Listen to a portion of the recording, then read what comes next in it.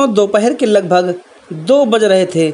एक 14 साल की लड़की अपने मामा को फ़ोन करती है और कहती है कि मामा, माँ को अटैक आया हुआ है, जल्दी आओ, मैं माँ को अस्पताल लेके जा रही हूँ। और लड़की अपनी माँ को लेकर के पास के ही सरकारी अस्पताल में ले जाती है। वहाँ पर डॉक्टर जब उस महिला को देखते हैं तो उसमें जान ही नहीं थी। डॉक्टर उस लड़की से कहते हैं कि आप इनको लाने में देर कर दिए, अब ये नहीं हैं, आप इनको ले जाइए और इनका अंतिम संस्कार कीजिए। तब तक लड़की का मामा भी आ जाता है। लड़की बुरी तरह से रो रही होती है और उसका मामा उसको संभाल रहा होता है। आखिरकार लाश को घर लाया जाता है और उसका अंतिम संस्कार कर दिया जाता है। लेकिन 4 दिन बाद लड़की का मामा थाने जाता है और पुलिस को बताता है कि मेरी बहन की अटैक नहीं आया था, बल्कि उसकी हत्या हुई है। पुलिस ये सुनकर दंग रह गई।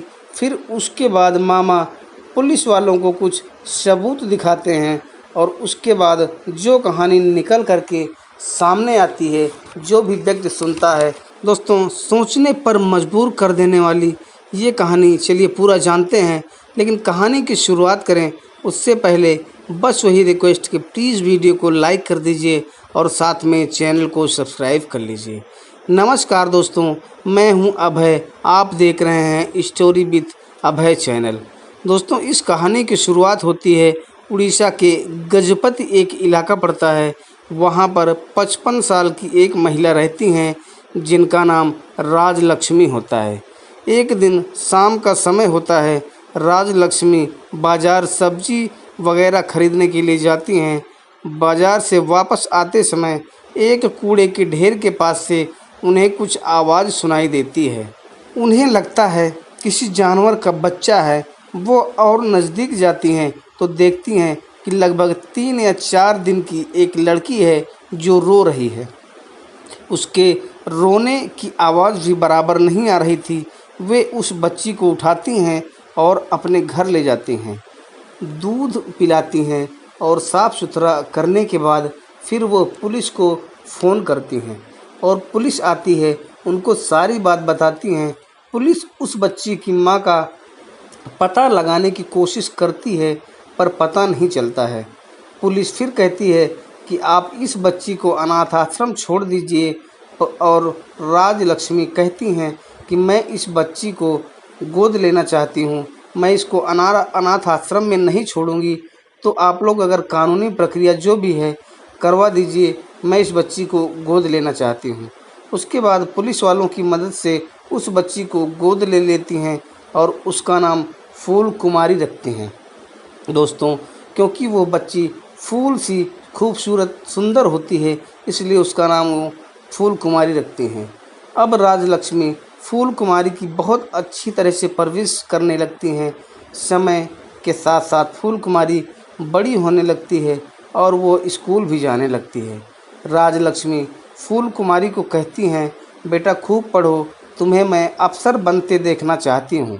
समय धीरे धीरे बीत रहा होता है। सब कुछ ठीक ठाक था। फूल कुमारी अब 13 साल की हो गई थी और वह 8वीं में पढ़ रही होती है।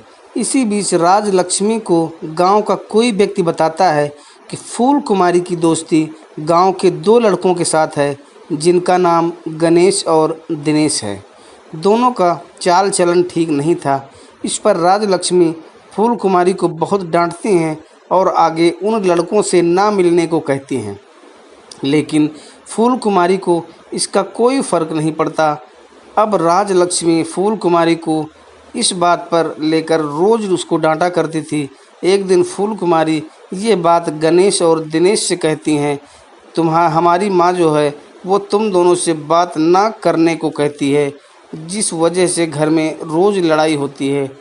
तब ये दोनों लड़के फूल कुमारी को कहते हैं, दरअसल तुम्हारी माँ तुमसे नफ़रत करती है, वह जब तक रहेगी तुम्हें चैन से जीने नहीं देगी।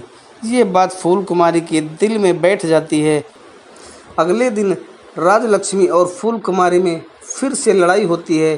तब फूल कुमारी गणेश और दिनेश से बात करती है कि तुम लोग सही कह रहे हो, यह जब तक रहेगी हमें चैन से जीने नहीं देगी, हमें इसको रास्ते से हटाना होगा।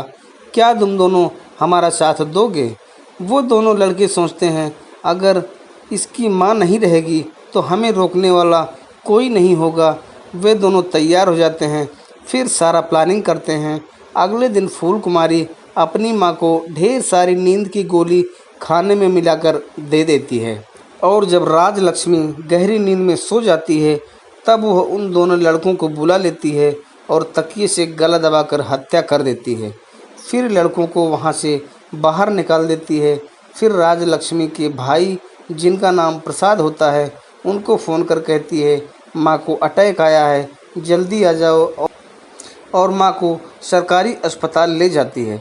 लेकिन वहाँ पता चलता है कि वो मर गई है। हालांकि वो पहले ही उसकी हत्या हो चुकी थी, उनको 2 साल पहले भी अटैक आ चुका था, इसलिए वो फिर से इस बार अटैक की ही बात उन सब के सामने करती है कि माँ को अटैक आया हुआ है।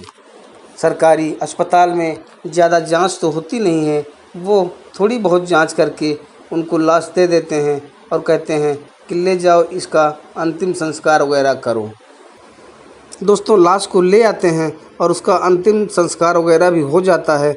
अब तक सब लोग इसको नेचुरल डेथ मान रहे थे। इसके 4 दिन बाद फूल कुमारी का मोबाइल उसके मामा प्रसाद देख लेते हैं। उसमें जब वो चैट पढ़ते हैं जिसमें पूरी प्लानिंग होती है, वो कह रही थी मैंने खाने में गोलियां खिला दी हैं माँ को, जल्दी आ जाओ। तब उसके मामा पुलिस वालों को इसकी सूचना देते हैं और सारा सबूत यानी कि चैट को पुलिस वालों को दिखाते हैं।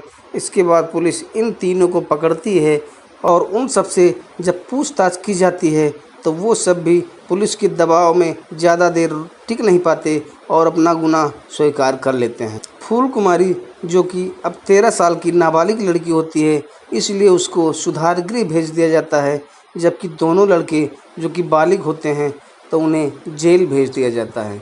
दोस्तों ये कहानी आपको कैसी लगी कमेंट करके ज़रूर बताइएगा। अगर ज़रा भी अच्छी लगी हो तो प्लीज़ वीडियो को लाइक कर दीजिएगा और साथ में चैनल को सब्सक्राइब कर लीजिएगा।